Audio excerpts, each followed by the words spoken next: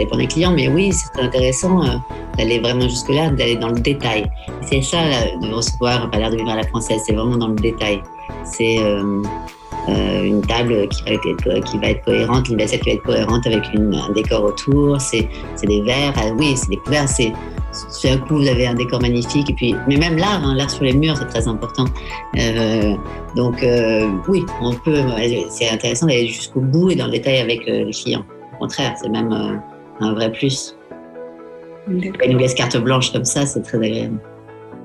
Oui, dans ce cas-là, vous avez vraiment tout l'écosystème autour de l'histoire du lieu, de sa fonctionnalité.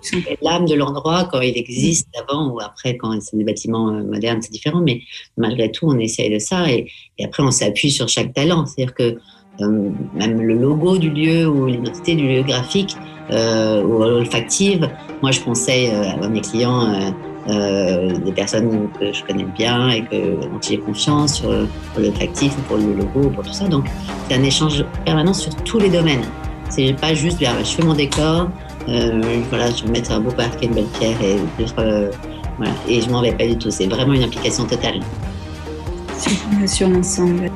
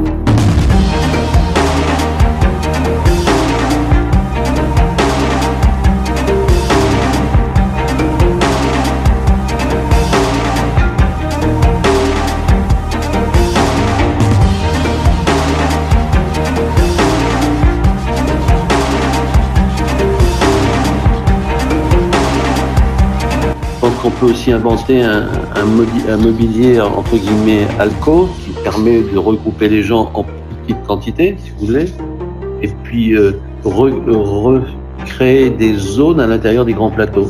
Moi, je pense qu'on ne peut pas tout compartimenter, donc c'est peut-être inventer un mobilier très flexible qui peut s'adapter à des situations et différentes.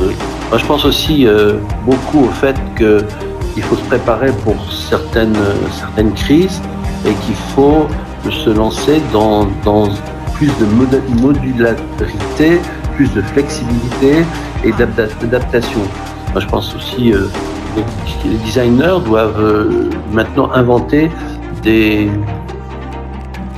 un mobilier qui s'adapte, qui se transforme et qui puisse, si vous voulez, peut-être aujourd'hui être adapté aux besoins qu'on nous propose, mais demain revenir à des dimensions normales. Vous voyez, on ne va pas non plus vivre pendant tout le reste de notre vie par des systèmes pseudo-confinés.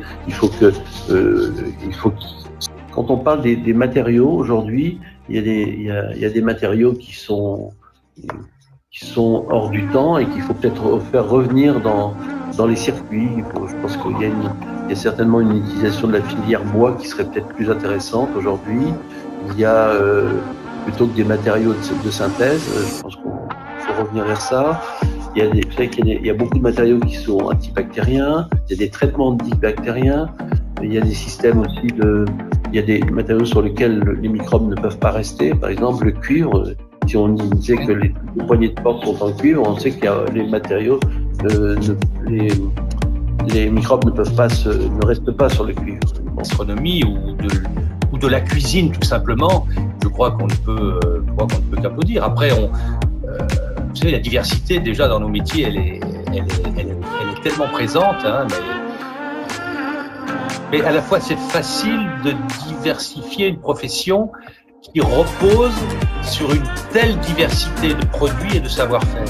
Je crois qu'on est la singularité de la France, ce sont tous ces savoir-faire. Hein, mais je ne vais pas tous vous les citer, mais bon, quelques-uns, la boulangerie, la charcuterie.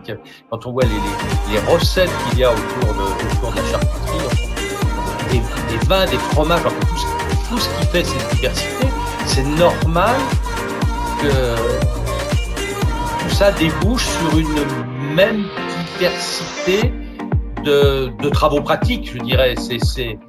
Après, vous avez parlé de la bistronomie, c'est vrai que c'est un phénomène nouveau qui, je pense, va se répandre sur maintenant sur tout le territoire, parce que il n'y a pas de raison que les régions, justement, ne profitent pas de ce nouvel engouement, de ces jeunes cuisiniers qui ont beaucoup de talent et qui ont envie qui ne visent pas forcément les distinctions, hein, qu'elles soient étoiles, top ou autres, mais qui ont envie de faire très bien. Je dirais c'est presque un retour en arrière. C'est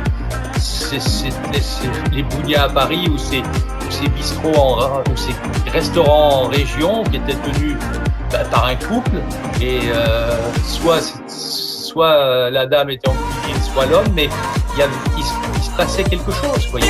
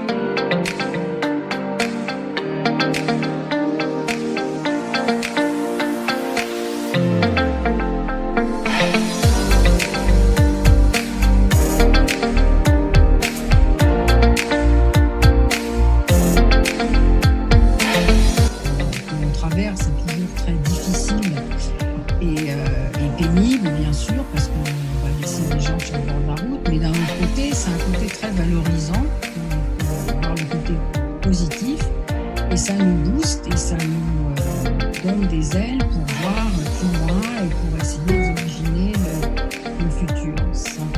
Voilà. Moi, ce que je pense, c'est que depuis le mois de mars, on est en train de faire un bond en avant de 20 ans. Et ma génération, moi je trouve qu'on est très bien parce qu'on s'adapte et on est d'ailleurs c'est obligé de s'adapter, mais on va vers un monde qui, alors meilleur je sais pas parce qu'à chaque époque c'est toujours un bon monde, mais en tous les cas on va vers un monde qui va s'améliorer et qui va surtout répondre à nos nouveaux modes de vie qui sont en train de naître.